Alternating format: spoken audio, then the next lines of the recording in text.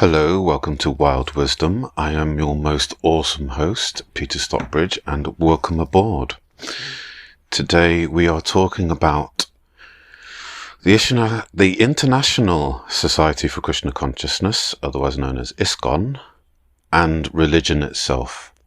So I'm going to be briefly explaining where I am in terms of religion and what I think about religion, and then I'm going to be discussing ISKCON itself, the religion I grew up in, and the corruption behind it. Yes, you heard me right, the corruption behind it. So stay tuned if you want to know all about that.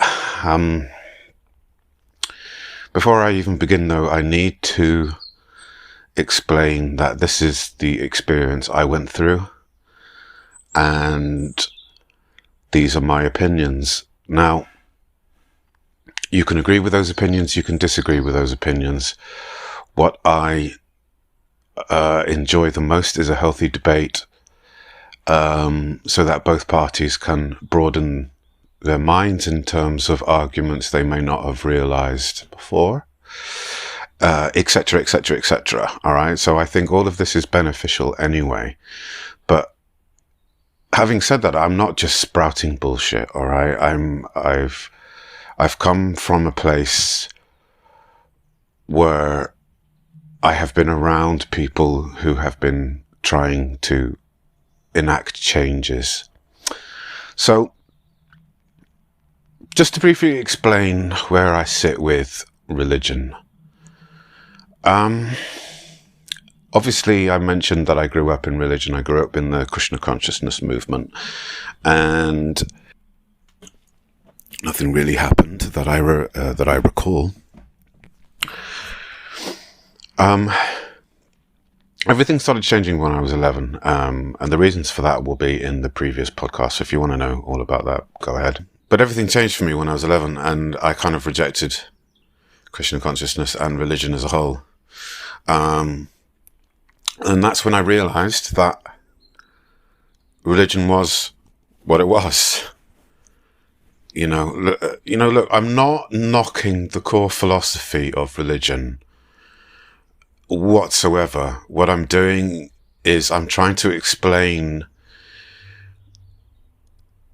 the inevitability that the more that people flock to a belief system, the more likely that that belief system is going to turn into a cult in time, and either turn into a cult or it's going to turn into something else like a business or a franchise, or it's not going to remain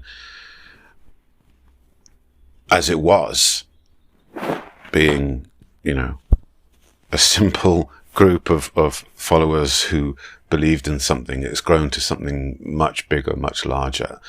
So therefore, inevitably, it's going to become one of those things.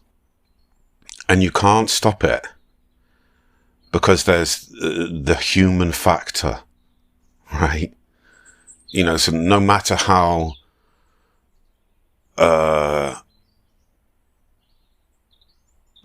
pure people come across to you, you don't know whether that's a shell or not, whether they're being fake or not.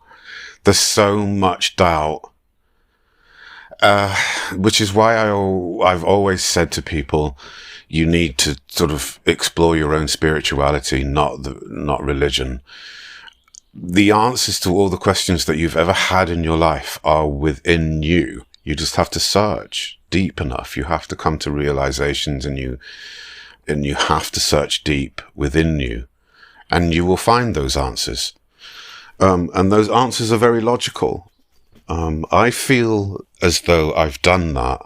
I feel as though I've gone through and explored all of that within me, and I feel like I found all the answers that I've been seeking. So I have come to some sort of relative peace in my life. And religion really isn't a part of that. But I've taken elements from the Krishna consciousness, a lot of elements from Krishna consciousness, and I've attached it to my own spirituality. And that's exactly what Prabhupada wanted, you know. And I'm going to be discussing Prabhupada in a bit as well, because he plays a very important part in the history of ISKCON and where I think ISKCON is going. But to just touch upon, you know, religion itself, it's a very potentially dangerous thing. And you can't go into it blindly. You know, if you're searching for answers in the world, the last thing you should be doing is jumping into a religion. What you should be doing is studying the religions and searching for the answers deep within yourself, letting time go past, going for walks, having words with yourself. These are all very fundamentally important things you should be doing as an individual to try and understand not just yourself, but the world around you and why this is the case, why you are you and why the world is the way it is. These are all fundamental parts of you understanding yourself, your place within this world and what you need to do. Because everyone's here for a reason, right? We're not just here for nothing. There's always a reason for everything. There's cause and effect, right? The problem is, you know, we don't know for sure why, but what we can do is search within ourselves and look at our lives, look at the way we are as people and say, well, look, that's not very nice about that, about how I do that. I mean, maybe I should change that about myself. And that's what you should be doing. You should be seeking to change, right? Evolving as a person to better yourself. This is the point, right? But anyway, look, it's a good idea to just explore all the religions and explore yourself and just sort of come to your own conclusion, come to your own sort of sense of peace, but you'll find that the commonalities amongst all of this is be good to others, be patient, but don't let, people take the piss out of you. Don't be walked all over. Be complete and try to be as happy as you can. The real trick to this world is being impartial to both the good and the bad of this world. That's the key to achieving true peace, is not being affected by anything around you. Because as individuals, we always need, I want this, I want that, I want to feel better, I want to feel comfortable, I want to feel loved, I want this, I want that. If you try to eject those feelings and instead fill them with, I'm at peace, I'm happy, I'm counting my blessings, I'm going to see if others need help, all those kind of things. Now, this is difficult to do if you suffer from mental health problems and anxiety and stuff like I do. But for me, it comes in waves, and there'll be times where I feel so depressed and helpless and bedridden. And then other times where I'm, happy and active to a degree, and wanting to sort of create and produce things. So for me, it comes in waves, and I've understood that about myself. So I, do the best that I can. And I just wish and pray that others do the same, But the key to it is that you should always seek to better yourself. Always, right? Because there's no point you being here. Otherwise, as far as I'm concerned, you're wasting your life, essentially. So let's move on to ISKCON, history of ISKCON and Prabhupada and stuff, and what I think is going on, because this is kind of like the point of the podcast. So Krishna consciousness came to the West via a gentleman called Prabhupada, and he was in then, correct me if I'm wrong, he was in his sort of mid-60s, 70s, and he came to New York in the 60s and started spreading the word of Krishna consciousness. So being as it was in New York in the 60s, it would have attracted a certain sort of group of people, and those groups of people were, hippies and stuff like that, which is obviously fine. Prabhupada never had any ill will towards any people. He accepted everyone. He would let people be people, but he was trying to introduce this philosophy to them and sort of add it to their lives. And that was really his goal. He said time and time again, add it to your life. Don't throw away your life and accept just this, because you'll go crazy. And so many people didn't listen. They swallowed it all blindly, and they jumped right in. And after a certain period of time, they did go crazy. And this is going to be a running theme throughout this story, I'm afraid. Prabhupada explaining things and people just not listening. So time went on, and his follower base grew, and slowly and surely the whole religion became more and more famous. It wasn't long before my dad came into that picture. He was searching for the truth in his life, and he had, just jumped off the Navy boat. He was in the Navy and was traveling the world and stuff, and he was searching for truth, and he found the Hare Krishnas, and he jumped right in, because he didn't really have much else in his life back then. So he kind of just felt, I'll just jump in. So he did. And he followed all the rules. He obeyed. He did everything Prabhupada asked him to. And he was asked. He did a lot of great things for the religion, my father. He was the one who organized all the funding to get the temple in Soho. He was the first temple president in Radler, near me. He was a lot of other things.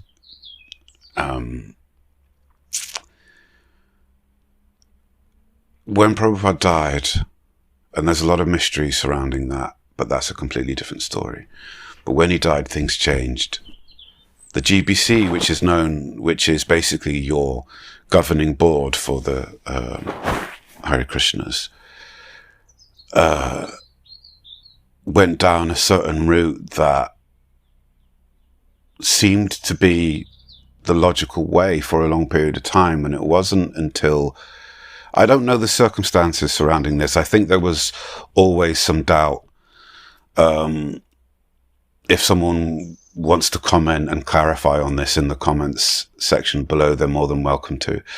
But at a specific period of time, there was a dispute about what Prabhupada wanted before he left. And the argument is that Prabhupada wanted the gurus that remained to initiate their disciples under his name, not their name, right? He said, no. When you initiate people, that it's under my name, and they're listening and following my philosophy that I've taught, not your philosophy, essentially. And he called it the Ritvik system. But after he passed, and, when I grew up and started realizing this aspect, I realized that it was completely forgotten. And the entire religious movement were anti-Ritvik. They had been brainwashed into thinking that Ritvikism was the wrong way. And I believed in it pretty much straight away. And I tell you why, because it made sense to me. Because when I was a kid, I walked into the temple room where all the deities are and where people would pray most. and there would be a guru sitting on some throne.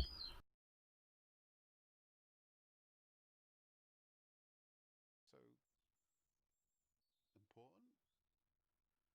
I get Prabhupada sitting on a throne because he's the one that, delivered the message to the West, right? That's fair enough. The guy was in his 70s, for crying out loud, right? So I never agreed with the gurus being sitting on thrones and stuff, and I'm thinking, why the hell why do you get to sit on a throne? I thought it was very egotistical, and it didn't feel right to me. So I agreed with the Ritvic system straight away. I didn't need convincing. I remember my dad explaining to me a few times because he started becoming an advocate of it. He teamed up with what was called the IRM, the ISKCON reform movement, and he started advocating and pushing the normal ISKCON to change. But he got kicked out of the movement. He got, he was banished and all this kind of thing. And it was painful for us because I remember living through all that. I was banned from the temple for a while as well. And